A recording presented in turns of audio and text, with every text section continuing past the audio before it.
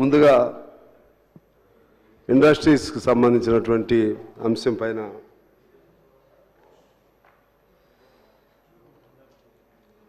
ఈ ఇండస్ట్రియల్ పాలసీగా రాష్ట్రానికి ఒక స్పష్టమైనటువంటి విధానం ఇండస్ట్రియల్ పాలసీ ఒకటి ఏర్పాటు చేసుకోవాల్సిన అవసరం ఉందని మీ ద్వారా మంత్రి గారిని కోరుతా ఉన్నాను. ఎందువల్లంటే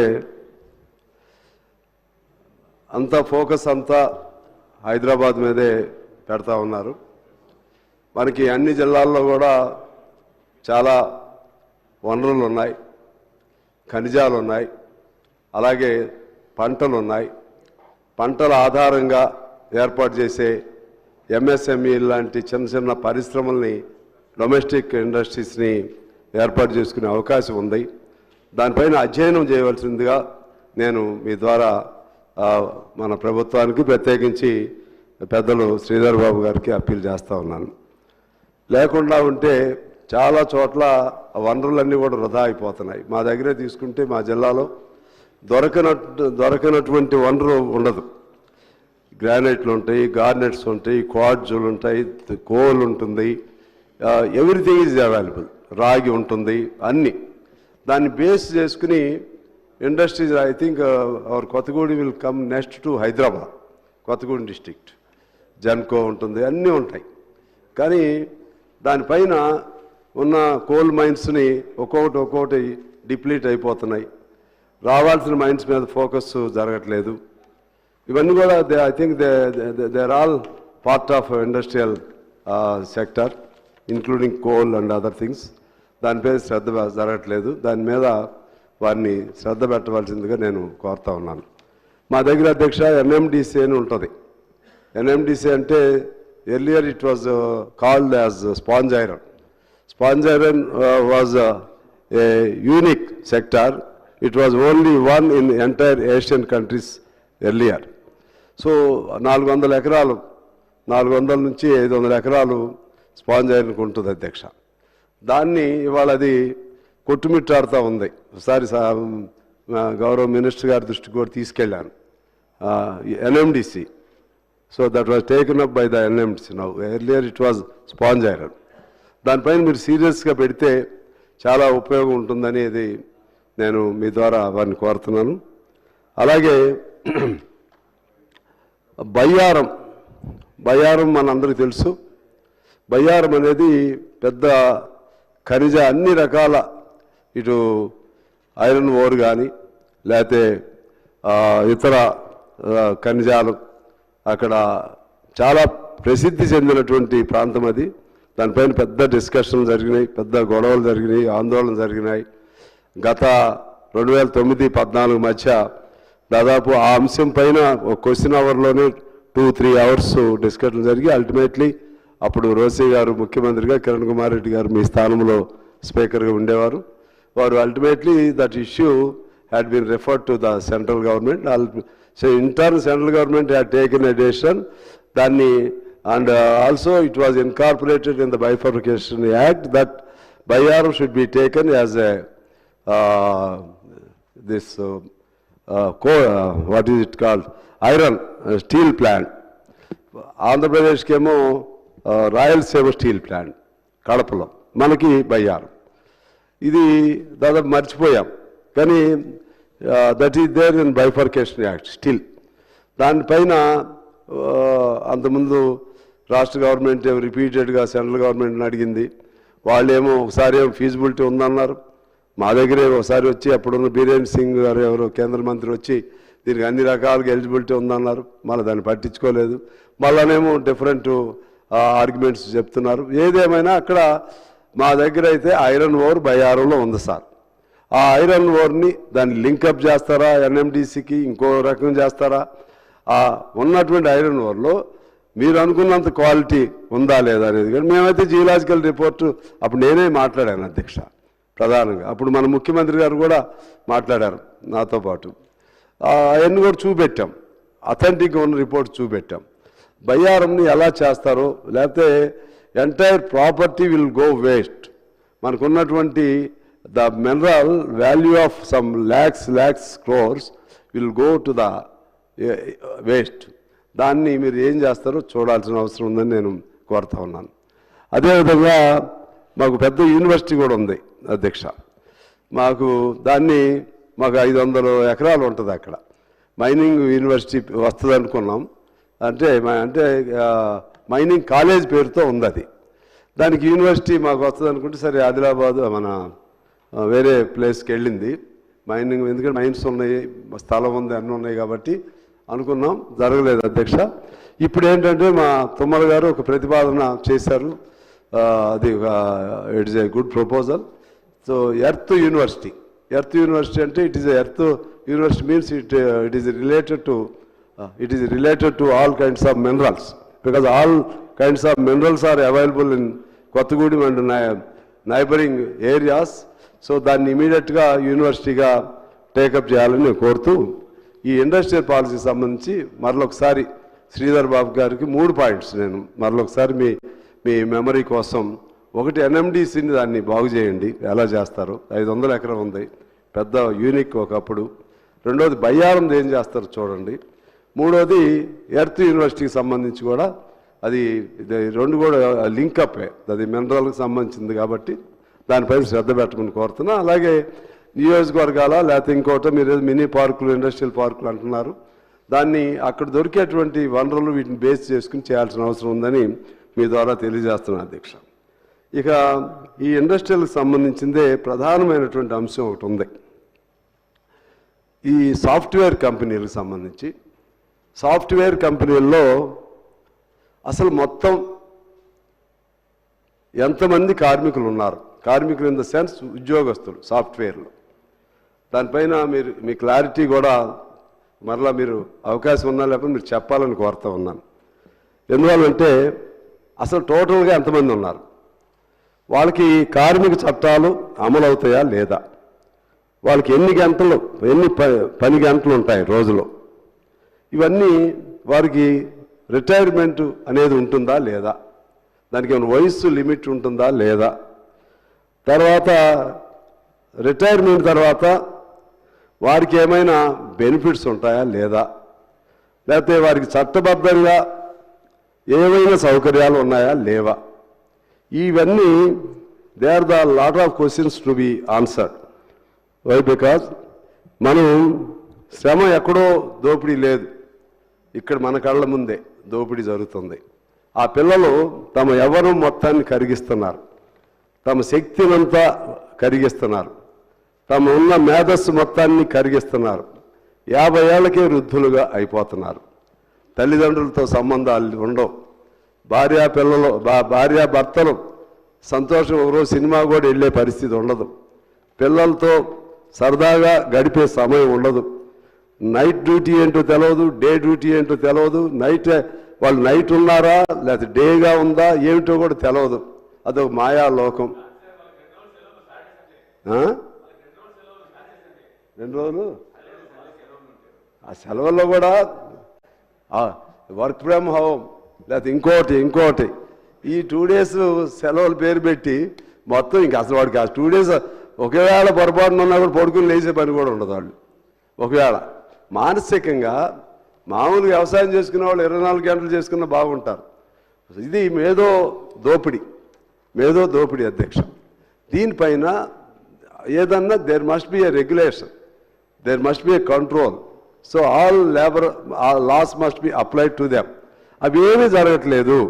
దానివలన మీరు చూస్తూ ఉన్నారు, అందరికీ నడువుల నొప్పులు లేకపోతే కాళ్ళు నొప్పులు లేకపోతే 50 ఏళ్ళకే అధ్యక్ష ఒక్క పని కూడా చేయలేని పరిస్థితి. దానిపైన శ్రద్ధ పెట్టవలసిందిగా నేను కోరుతూ, వాళ్ళకి చట్టాలు కూడా తీసుకురావాలి. ఎందుకంటే శ్రమ ఏమో వాళ్ళది, లక్షల కోట్లేమో వేళయి. నేనేం తప్పు పట్టట్లేదు సాఫ్ట్వేర్ కంపెనీలని, కానీ అదొక బిగినింగ్లో అదొక ఆకర్షణగా ఉండేది సాఫ్ట్వేర్ అనగానే. రాను సాఫ్ట్వేర్ అనేది ఒక శ్రమను, వాళ్ళకున్నటువంటి మేధస్సుని, వాళ్ళకున్న శక్తిని, యుక్తిని మొత్తాన్ని కూడా దోపిడీ చేయడానికి ఒక సాధనంగా అది తయారైందని చెప్పి నేను మీ ద్వారా తెలియజేస్తున్నాను అధ్యక్ష. దానిపైన కొద్దిగా మన ప్రభుత్వం ఒక కంట్రోల్ తీసుకుని వస్తే మంచిది. మీరు వెళ్ళిపోతారా?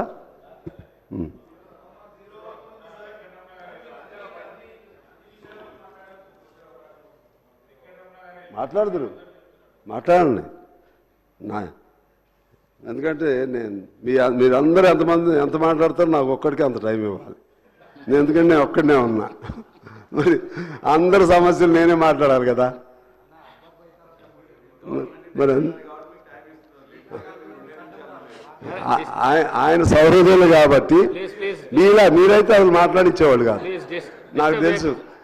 అదే బీఆర్ఎస్ అయితే ఒక్క నిమిషం కూడా నన్ను మాట్లాడించేది కాదు, తీసుకెళ్లి లోపల బయట వేసేవాళ్ళు. మీరు మిత్రపక్షం ఉన్నా మీరు మాట్లాడారు. మిత్రపక్షం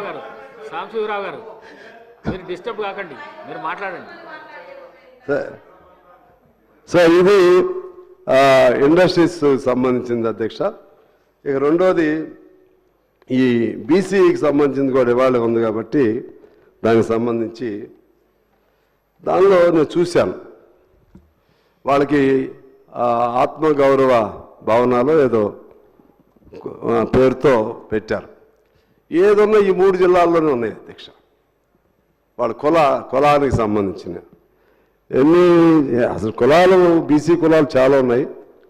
యాదవులు, కురములు, అలాగే ఆరికటికెల, పెరిక, ఉప్పర, మాది కులం, కుమ్మర, నక్కల, మేదరి, మేర, వడ్డిర, బొందిలి, భట్రాజులు, ముదిరాజులు, మున్నూరు కాపులు, నాయి బ్రాహ్మణులు, గౌండ్ల, గొల్ల, యాదవ, కురుమ, పద్మశాలి, విశ్వబ్రాహ్మణ, గంగపుత్ర, చాకలి, ఇటువంటి అనేకం రాశారు అధ్యక్ష. వీళ్ళందరికీ ఇక్కడైతే ఉన్నాయి ఆత్మగౌరవ భవనాలు. నా రిక్వెస్ట్ ఏంటంటే వాళ్ళందరూ వచ్చి ఇక్కడేమి ఉండరు, ఇక్కడ వాళ్ళకి ఇక్కడ ఉపయోగపడుతుందేమో కానీ. ప్రతి ఊరిలో కూడా ఇవాళ కుల చైతన్యం పెరిగింది. మాకు ఒక స్థలం ఇవ్వండి అని ఎమ్మెల్యేలను అడుగుతూ ఉన్నారు, మా కులమో లేకపోతే వాళ్ళ ఆఫీస్ పెట్టుకోవడానికి. అందుకని ఎట్లయినా ఇంత ఖర్చు పెడుతున్నారు. ప్రతి నియోజకవర్గంలో ఒక కేంద్రం ఆయా కులాలకి కొంత స్థలం చూపెట్టి ఆ విధంగా ఏర్పాటు చేస్తే బీసీలకి ఆత్మగౌరవం, వాళ్ళు ఇక్కడి వరకు ఆత్మగౌరవాన్ని తీసుకుని ఏడు వరకు రాకుండా అక్కడక్కడే ఆ ఆత్మగౌరవం మరింత పెరిగే విధంగా అవకాశం ఉంటుంది అని నేను మీ ద్వారా ప్రభుత్వాన్ని కోరుతున్నాను అధ్యక్ష. అదేవిధంగా సరే ఓవర్సీస్ ఇంతకుముందే అనుకున్నాం, ఓవర్సీస్ సంబంధించి కూడా వాళ్ళకి స్కాలర్షిప్లు కూడా త్వరితగతిన చేయవలసిన అవసరం ఉందని నేను కోరుతా ఉన్నాను.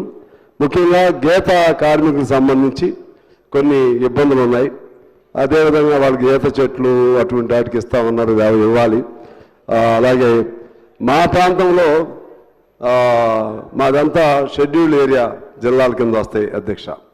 అక్కడి నుంచి చెట్టు మీద నుంచి కింద పడ్డా అసలు రియల్ గౌడ కమ్యూనిటీకి సంబంధించిన వాళ్ళు గీత పని చేసుకునే వాళ్ళకి ఎటువంటి బెనిఫిట్స్ కూడా ఉండవు.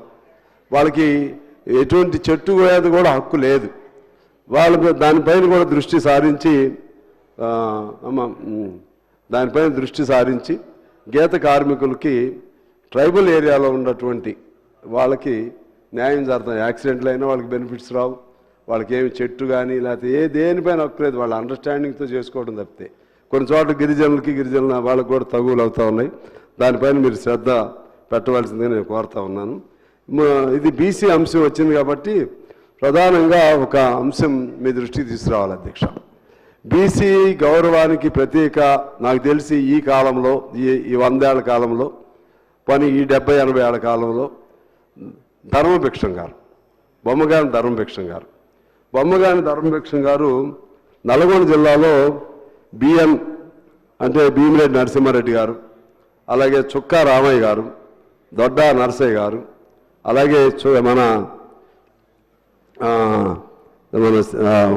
ఉప్పునూతల పురుషోత్తమ రెడ్డి గారు, ఇంకా మన సినిమా యాక్టర్ అప్పట్లో ప్రభాకర్, వీళ్ళందరికీ ఆయన ఒక ప్రేరణ.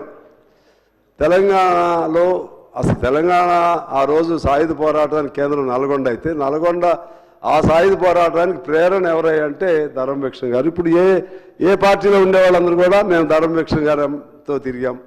5 సార్లు 2 సార్లు ఎంపీకి చేశారు, 3 సార్లు ఎమ్మెల్యేగా సూర్యాపేట నుంచి గెలిచారు, తర్వాత నల్గొండ నుంచి గెలిచారు, నకిరేకల్ నుంచి గెలిచారు, ఎక్కడుంటే ఆడు గెలిచారు. అంత గొప్ప వ్యక్తి ఆయన.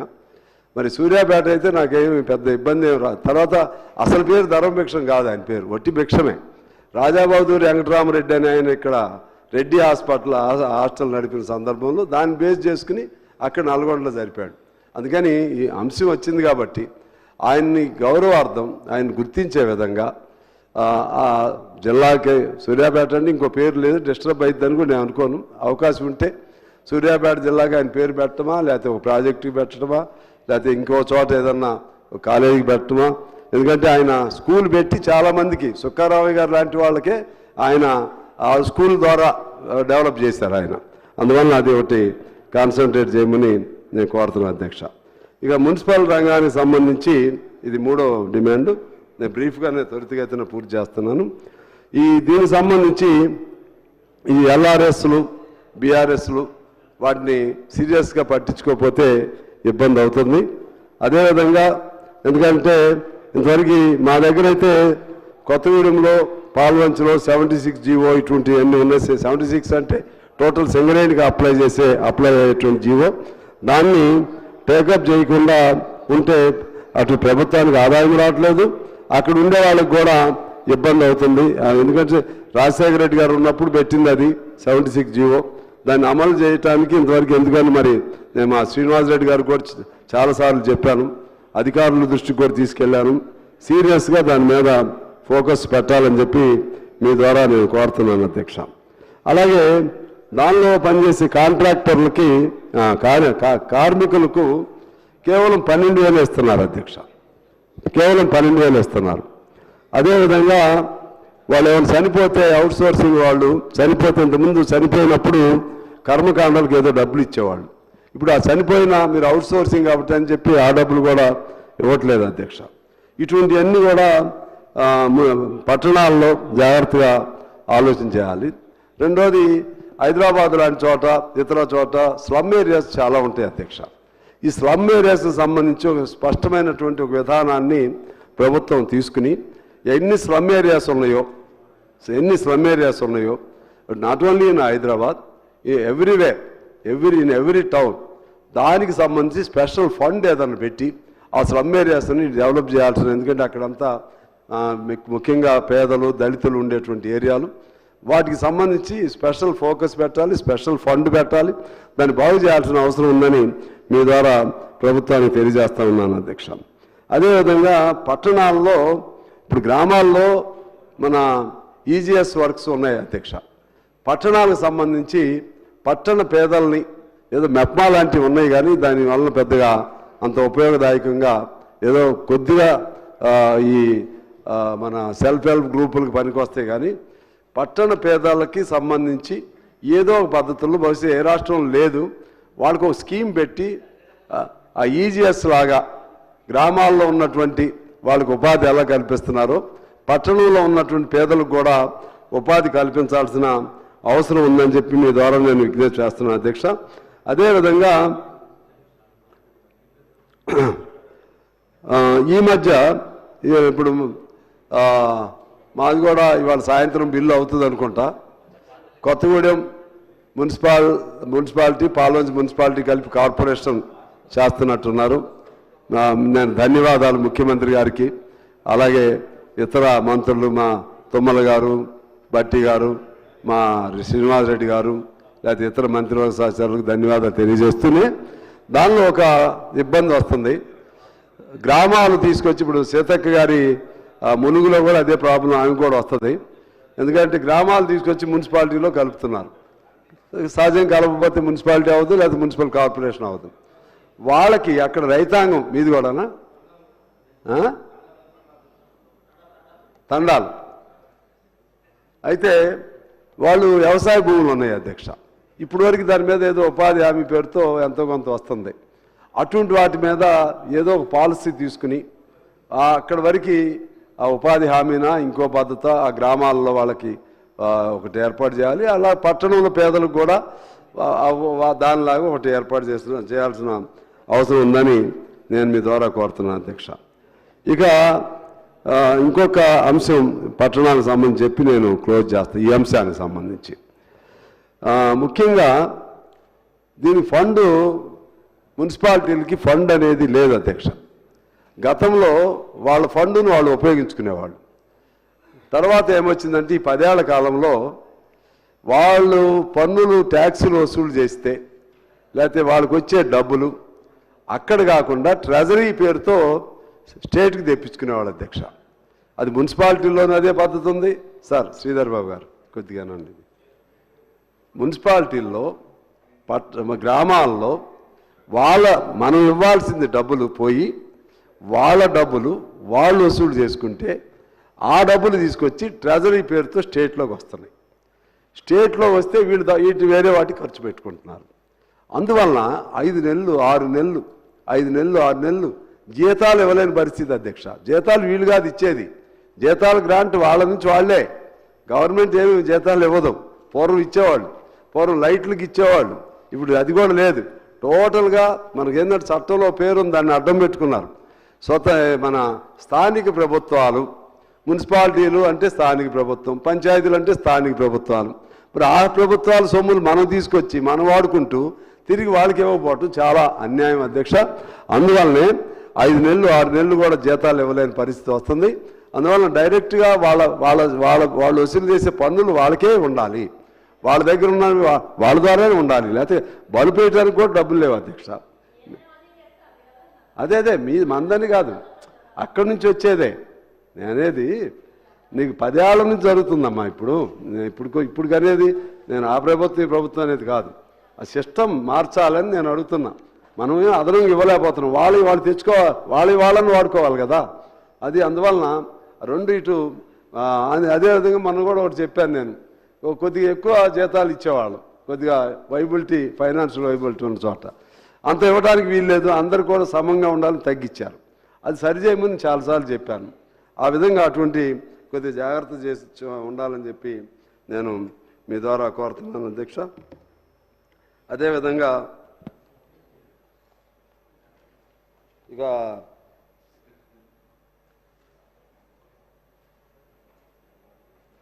ఈ ఈటీకి సంబంధించే మరి ఏదో పేపర్లో ఒకటి వచ్చింది, మరి నిజం ఒకటి నాకు తెలియదు. నాకు ఇప్పుడే ఇప్పుడు ఎందుకంటే ఇందులో ఇప్పుడు బీసీలది మాట్లాడుకుంటున్నాం, గ్రామీణ అభివృద్ధి బాగా మాట్లాడుకుంటున్నాం, పట్టణాలు మాట్లాడుకుంటున్నాం, అన్ని ఎస్సీది కూడా మాట్లాడుకుంటాం. వీటన్నిటిలో అవుట్సోర్సింగ్ వాళ్ళు ఉన్నారు, వాళ్ళే అవుట్సోర్సింగ్. మరి 1,20,000 మందిని తీసేస్తారు అంటున్నారు. ఇది పుకార్లా నిజమో నాకు తెలియదు. దానిపైన అట్లా తీసేయకుండా వాళ్ళకి ఇంకా ఏదన్నా ఆసరా కల్పించాలని మనం కోరుతుంటే అసలుగే తీసేస్తే మాత్రం అది గవర్నమెంట్కి చెడ్డ పేరు వస్తుంది. కొద్దిగా జాగ్రత్తగా ఉండవలసిందిగా నేను మీ ద్వారా గవర్నమెంట్ని కోరుతున్నాను అధ్యక్ష. అలాగే గిరిజనులకు సంబంధించి గిరిజనులు సాగు చేసుకుంటున్న భూముల పైన గిరిజన ప్రాంతాల్లో కూడా వాళ్ళకి పట్టాలు లేవు. మా సీతక్క గారికి బాగా తెలుసు. ఎందువల్లంటే అటు అవి పోడు భూములు కానీ లేకపోతే పూర్వం ఎప్పుడో పట్టేదారులు వేరే అనే పేరుతో కానీ వాళ్ళకి పట్టాలు లేవు. వాళ్ళకి పట్టాలు లేకపోవటం వల్ల రైతు భరోసా రావట్లేదు, పట్టాలు లేకపోవటం వల్ల రైతు బీమా రావట్లేదు. ఈవెన్ పంటల బీమా కూడా మన ఆ మధ్య ఏది రైతు బంధు కూడా పట్టాదారుల పేరుతో జమీందారులు జాగీర్దారులు తినేశారు అధ్యక్ష. అందువల్ల దాన్ని ఇమీడియట్గా సరిచేసి ఆయా ప్రాంతాల్లో ఉన్నటువంటి గిరిజనులకి పట్టాలు వచ్చే విధంగా ఇప్పుడు కొత్త రెవెన్యూ దానిలో కాస్తు కాలంలో వాళ్ళందరి పేర్లు ఎవరు సాగులో ఉన్నాయో వాళ్ళ పేర్లు వచ్చే విధంగా చేయాలి. మా దగ్గర కూడా అంబసత్రం లాంటి చోట ట్రైబల్ వ్యవసాయం చేసుకుంటుంటే వాళ్ళకి ఏ హక్కు లేకుండా ఉంది, 100 ఏళ్ళ నుంచి చేసుకుంటున్నారు ఒక దేవాలయ భూములు అనే పేరుతో. అటువంటి అంటే మధ్యలో నేను పోయినసారి ఎమ్మెల్యే ఉన్నప్పుడు వాళ్ళందరికీ బ్యాంకు రుణాలన్నీ ఇప్పించగలిగాం, మళ్ళీ రద్దు చేశారు. అవన్నీ కూడా ఇప్పుడు చేయాల్సిన అవసరం ఉందని చెప్పి నేను ప్రభుత్వాన్ని కోరుతున్నాను. అదేవిధంగా గిరిజనుల్లో ఏబిసిడి వర్గీకరణ అనేది ఒక just it was a discussion. అది మరి ఎంత మేరకు సాధ్యమైందో, అందులో గిరిజనులు అంటే అందరూ గిరిజనులే, దానిలో కూడా కోయాసు ఇటువంటి వాళ్ళు ఉన్నారు, కొద్దిగా ఇంకా వెనకబాటు ఉన్నవాళ్ళు. ఏమైనా అవకాశం ఉంటే ఆలోచన చేయాల్సిన అవసరం ఉందని అడుగుతున్నాను. అదేవిధంగా ఇంకా గిరిజనులకు సంబంధించినటువంటి ఇతర అనేక అంశాలు ఉన్నాయి. మీకు టైం లేకపోవటం వలన మా వాళ్ళే తొందరపడుతున్నారు వీళ్ళు. ఇది అందుకే మీ 0 అవర్ పోద్దని మీకోసమే క్విక్గా ముగిస్తున్నాను. అదేవిధంగా గ్రామీణ అభివృద్ధికి సంబంధించి కూడా ఇంతకుముందే నేను ప్రస్తావన చేసినట్లుగా ఈ గ్రామీణ అభివృద్ధిలో పెన్షన్లు అనేది మాత్రం ఒకటి అధ్యక్ష. ఈ పెన్షన్లు ఇప్పుడు ఇందులో మనకు ఉన్నటువంటిది ఏంటంటే వృద్ధాప్య పెన్షన్లు ఉన్నాయి, సేదక్ గారు వృద్ధాప్య పెన్షన్లు ఉన్నాయి, లేకపోతే వికలాంగుల పెన్షన్లు నాకు తెలిసి. జబ్బులకు పెన్షన్ లేవు, జబ్బుకి క్యాన్సర్ వస్తుంది పెన్షన్ లేదు, కిడ్నీలు పోతాయి పెన్షన్ లేదు, వాళ్ళు పూర్తిగా అశక్తులు, పూర్తిగా డయాలసిస్ వీళ్ళు పెరాలసిస్ ఉందమ్మా, పక్షవాతం లేదు, అదే ఒక డయాలసిస్ అంద క్యాన్సర్. అంటే జబ్బులో ఉన్నవాళ్ళు అశక్తులుగా ఉన్నటువంటి వాళ్ళకు కూడా పెన్షన్ సౌకర్యం కల్పిస్తే న్యాయంగా ఉంటుందని నేను మీ ద్వారా కోరుతున్నాను అధ్యక్ష. దానిలో 50% అబవ్ అని ఏదో పెట్టారు. అంటే 50 అంటే మేమేమనుకున్నాం, 2 కళ్ళు ఉంటే ఒక కన్ను పోతే వస్తుంది కదా అనుకుంటాం. ఒక కన్ను పోతే 50% పోయినట్టు కాదంట. అందుకని వాళ్ళకి అసలు రాదు. అంటే ఏదో దొంగదారిని తెచ్చుకునే వాళ్ళు ఉంటారు. అందుకే నేను అనేది ఏంటంటే ఎంత అంగవైకల్య శాతం ఉంటే అంత మేరకు పెన్షన్ సౌకర్యం కల్పిస్తే బాగుంటుందని. సపోజ్ 20% వచ్చిందనుకోండి, 20% అయినా దాన్ని కల్పించాలి. ఆ వైపుగా మీరు ఆలోచన చేయమని నేను కోరుతా ఉన్నాను. అలాగే ఈ గ్రామీణ అభివృద్ధికి సంబంధించి దీనిలో గ్రామాల్లో శ్మశాన వాటికలు అప్పుడు కొద్దిగా బీఆర్ఎస్ ఉన్నప్పుడు కొద్ది కృషి జరిగింది. ఏమో ఇప్పుడు కూడా లేవు, మరి మీరు కట్టారు, మరి లేవు అంటున్నారు.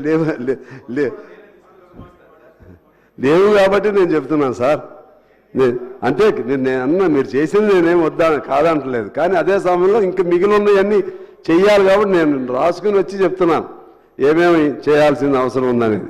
దాని వైపు కూడా చేయాల్సిన మిమ్మల్ని విజ్ఞప్తి చేస్తున్నాను. ఎందుకంటే ఆ గ్రామ పంచాయతీల్లో శ్మశాన వాటికలు ప్రత్యేకించి క్రిస్టియన్స్ కూడా వాళ్ళకి అసలు వాళ్ళకి శ్మశాన వాటికలు లేవు. వాళ్ళు రోజు గోల, ఎక్కడ మాకు ఏదైనా చూపెట్టమని, స్థలం లేదు, మేమేం చూపెట్టలేము, మేము చూపెట్టాలంటే మళ్ళీ పైనుంచి పర్మిషన్ కావాలి. ఇది అందుకని శ్మశాన వాటిక అనేది మాత్రం it is very much needed this thing. అందువల్ల దానిపైన చాలా గవర్నమెంట్ పాలసీ తీసుకుని ఏ గ్రామాల్లో శ్మశాన వాటికలు లేవు దాన్ని లిస్ట్ అవుట్ చేసి ఎట్లయినా సరే వాళ్ళకి శ్మశాన వాటికలు ఇందాక నేను చెప్పినట్లుగా ఆత్మగౌరవ భవనాలు కులాల వారీగా ఇవ్వాల్సిన అవసరం ఉందని తెలియజేస్తున్నాను అధ్యక్ష. అదేవిధంగా గ్రామ పంచాయతీరాజ్ శాఖకు సంబంధించి ముఖ్యంగా గ్రామ సిబ్బంది కింద నేను డిస్కషన్లో చెప్పేశాను. వాళ్ళ డబ్బులు లేదమ్మా, 5 నెలల నుంచి పడలేదమ్మా. నిన్నే నేను మాట్లాడింది. ఎప్పుడు పడ్డాయి? రాత్రి నిన్నేమైనా వేసారా? నిన్నేమైనా వేస్తే నాకు సంతోషం. నాకేమైనా చేస్తే సంతోషమే కదమ్మా, నేను మీ స్నేహితుడినే కదా. అదే అన్నని పార్టీగా స్నేహితుడిని అంటున్నా, పార్టీగా. అదేమి కాదు, అందరికీ వేయాల్సిందే. సో ఆ విధంగా అంటే ఇది ఇప్పుడుది కాదు, ఆ బాధ ఇప్పుడుది కాదు, మీరు తెచ్చిన బాధ అది కొనసాగుతుంది. మీ కాలం బాధే కొనసాగుతుంది పాపం, ఇప్పుడు వాళ్ళ మీద కాదు, అప్పటి నుంచే ఉంది ఇది.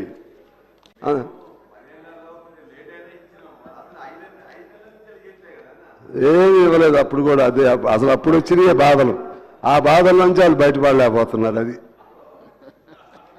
తర్వాత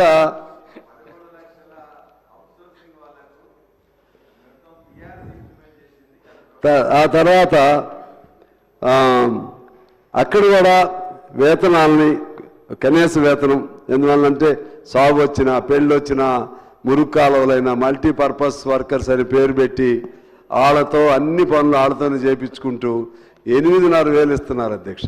ఇది చాలా అన్యాయం. దాన్ని ఏ పద్ధతిలో చేస్తారో వాళ్ళు కూడా పెంచవలసినటువంటి అవసరం ఉందని నేను కోరుతున్నాను. అదేవిధంగా ట్యాంకులు ఉన్నాయి, ట్యాంకులు కట్టిస్తారు, మంచినీళ్ళ ట్యాంకులు కట్టిస్తారు. ఆ ట్యాంకులు అడుగుతున్నారో లేదో చూసేవాళ్ళు లేడు. మురుగు కాలువలు కట్టిస్తారు. ఆ మురుగు కాలువల నీళ్లు అసలు అది దాని అలైన్మెంట్ కరెక్ట్గా ఉందా లేదా, కట్టించారంటే మురుగు కాలువ కొత్త జబ్బులు వచ్చినట్టే అధ్యక్ష. కొత్తగా మురుగు కాలువ కట్టిస్తే ఇప్పుడని కాదు, మొదటి నుంచి ఉన్న అలవాటు అది. వాళ్ళు చూసుకోరు, ఇంజనీర్లు సరిగ్గా చూడరు, ఆ డ్రైన్ వాటర్ ఫ్లో అయిద్దా లేదో చూడరు. అంతకుముందు అయితే వర్షాలు వచ్చినప్పుడు నీళ్లు ఉండే, లేకపోతే మంచిగా ఉండేది. ఇప్పుడు ఎప్పుడు వాళ్ళు నీళ్లు స్టాక్ అయి ఉంటాయి. దానివల్ల చిన్న చిన్న పురుగులు వస్తున్నాయి, జబ్బులు. వాటర్ ట్యాంకులు మనకి రక్షిత వాటర్ ట్యాంక్ అని పేరు పెడతాం, రక్షిత మంచినీటి స్కీమ్ అంటాం. అది రక్షిత కాదు, అరక్షిత, ప్రాణహానితో కూడినటువంటి ట్యాంకులు అవుతున్నాయి. ఎందుకంటే కడిగే వాళ్ళు లేరు, కడగాలి కదా, అందులో కడకపోతే అందులో పురుగులు వస్తున్నాయి. లేనప్పుడన్నా ఏదన్నా విడిగా జాగ్రత్త పడేవాళ్ళు. ఇటువంటి జాగ్రత్తలు తీసుకోవాల్సినటువంటి అవసరం ఉందని నేను మీ ద్వారా ప్రభుత్వాన్ని కోరుతా ఉన్నాను అధ్యక్ష. అదేవిధంగా బీసీ షెడ్యూల్ కులాలకు సంబంధించి ఇది ఆఖరి అయిపోయింది. షెడ్యూల్ కులాలకు సంబంధించి నా టైం అంతా మీరు లాగేశారు ఇవాళ. టైం అంతా నేను చాలా కష్టపడి అన్ని డిమాండ్స్ మీద మా సార్ అయితే నాకు మంచిగా వాళ్ళ దిక్కు చూడకండి, మీరు మాట్లాడే అదే నేను సార్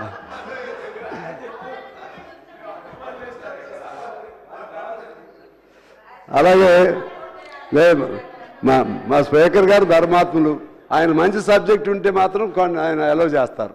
వీళ్ళు మాత్రం మొఖం చిట్లిస్తూ ఉంటారు, ఈయన ఎప్పుడు కూర్చోవాలని. ఎప్పుడు వీళ్ళు నా మీదే, వీళ్ళు చేయాలి, ఆయన కూడా కమ్యూనిస్ట్ చేయాలి. తర్వాత అధ్యక్ష, దీనికి సంబంధించి షెడ్యూల్ ప్రాంతాల్లో గ్రామ పంచాయతీల్లో ఎస్సీ రిజర్వేషన్లు లేవు అధ్యక్ష. పూర్వం ఉండే, ఈ మధ్య తీసేశారు వాళ్ళే. గ్రామ పంచాయతీల్లో షెడ్యూల్ ప్రాంతాలు సర్పంచ్ వరకే తోలదు, సర్పంచ్ వరకు. కానీ ఎంపీటీసీలు కానీ జడ్పీటీసీల్లో కానీ వార్డు మెంబర్లో కానీ బీసీఎల్కు ఇటువంటి ఉండేది అధ్యక్ష, ఎస్సీఎల్కు. ఇప్పుడు తీసేశారు. దాన్ని ఆలోచన చేసి మరలా వెనకట్లాగా, ఎందుకంటే వాళ్ళకి ఏ రిజర్వేషన్, జనరల్ వాళ్ళతో పాటు పోటీ చేయాల్సిన పరిస్థితి వస్తుంది. జనరల్ వాళ్ళతో పాటు ఎస్సీలు ఎలా పోటీ చేయగలుగుతారు, ఎస్టీలు బీసీలు ఎలా పోటీ చేయగలుగుతారు అధ్యక్ష? అది మా 4 జిల్లాల్లో, ఉమ్మడి ఖమ్మం జిల్లా, ఉమ్మడి వరంగల్ జిల్లా, ఉమ్మడి ఆదిలాబాద్ జిల్లా, ఇంకెక్కడో 4 జిల్లాల్లో గిరిజన ప్రాంతాల్లో షెడ్యూల్ అన్నింటిలో ఆ ప్రాబ్లం ఉంది అధ్యక్ష. దాన్ని మీరు కాదమ్మా, పాతది నేను చెప్పేది, పాతది. దాన్ని సరిచేయమని నేను కోరుతున్నాను. అన్ని మరి మీరు చేసినవి కదా, మీరన్నీ పేర్చిపెట్టి వెళ్ళారు. దాన్ని నేను అడుగుతున్నాను. అదేవిధంగా సబ్ ప్లాన్ ఒకటి, ఎస్సీకి సంబంధించినటువంటి సబ్ ప్లాన్ మాత్రం పకడ్బందీగా అమలు చేయమని నేను కోరుతున్నాను. ఎస్సీకి సంబంధించిన హాస్టల్స్ని అది సాధికారిక కేంద్రాలుగా, ఎస్సీకి సంబంధించిన హాస్టల్ని బాగా దానిపైన స్పెషల్ ఫోకస్ పెట్టి ఒక ఐఏఎస్ ఆఫీసర్, నేను అందుకే నేను సజెస్ట్ చేస్తున్నాను అధ్యక్ష, మీరు సీరియస్గా ఆలోచన చేయండి. ఎడ్యుకేషన్కి సంబంధించి ప్రతి జిల్లాకు ఒక ఐఏఎస్ ఆఫీసర్ టోటల్గా ఉంటే, ఆయన పూర్తిగా ఆయనకి అదే బాధ్యత ఉంటే మాత్రం చాలా పకడ్బందీగా అన్నీ సెట్ అవుతాయి. హెల్త్ కూడా ఒకళ్ళు ఉండాలి ఐఏఎస్ ఆఫీసర్. ఆ విధంగా ఆ రంగం పూర్తి స్థాయిలో కూడా పటిష్టవంతంగా ఎఫిషియెంట్గా తయారవడానికి వీలుంటుంది. లిడ్ క్యాప్ కూడా ఒకటి వాళ్ళకి ఏర్పాటు చేయాలని చాలా మంది అడుగుతూ ఉన్నారు. ఆ లిడ్ క్యాప్ను కూడా ఏర్పాటు చేయాలి. అదేవిధంగా రాజీవ్ యువ కిరణ్ పేరుతో మనం ఓపెన్ చేసింది ఉంది కదా, రాజీవ్ యువ వికాసం, అది సరే మీ దృష్టికి కూడా ఇచ్చి ఉంటుంది అధ్యక్ష, మీ ద్వారా వారికి తెలియజేస్తున్నాను. ఎందుకంటే అప్పుడు అప్లికేషన్ పెట్టుంటే, పాత గవర్నమెంట్ టైంలో వాళ్ళకి లోన్ రాకపోయినా సరే అప్లికేషన్ పెట్టుంటే ఇప్పుడు అది ఎంట్రీ తీసుకోవట్లేదు ఇప్పుడుది. తర్వాత రేపు 5వ తారీఖునే పెట్టారు టైం కూడా. అందువలన దానిపైన ఆలోచన చేసి కొద్దిగా టైం ఎక్స్టెండ్ చేయాలి. అదేవిధంగా అప్పుడు అప్లికేషన్ పెట్టినా వాళ్ళకి లోన్ రాని వాళ్ళు ఎవరైనా ఉంటే అది కూడా ఫిజికల్ వెరిఫికేషన్ చేసి వాళ్ళు కూడా న్యాయం చేయడానికి ప్రయత్నం చేయాలని కోరుతున్నాను అధ్యక్ష. అదేవిధంగా మైనార్టీస్ సంబంధించి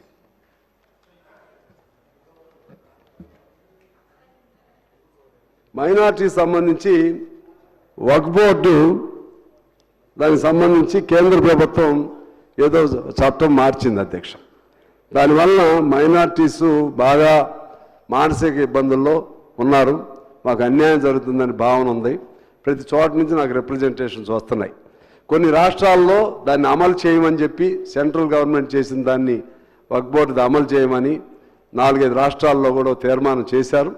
మనం కూడా ఆ విధంగా చేస్తే, ఎందుకంటే ఉన్న చట్టాలను పటిష్టం చేసుకోవడం తప్పితే కొత్తగా ఉన్న హక్కులు తీసేసే విధంగా చేయకూడదనేది నేను అధ్యక్ష మీ ద్వారా వారి దృష్టికి తీసుకువెళ్తున్నాను. ఇంకా ఇటువంటి చాలా సమస్యలు ఉన్నాయి.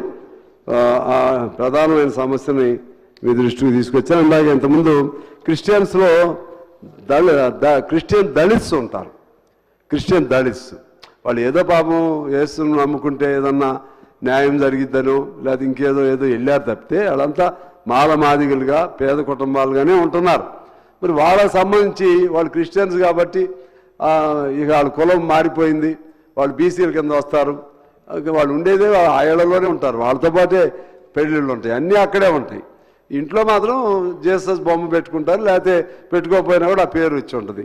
అటువంటి వాళ్ళకు కూడా న్యాయం చేయడానికి ప్రయత్నం చేయవలసిందిగా నేను కోరుతూ, ఇంకా చాలా అంశాలు ఉన్నాయి.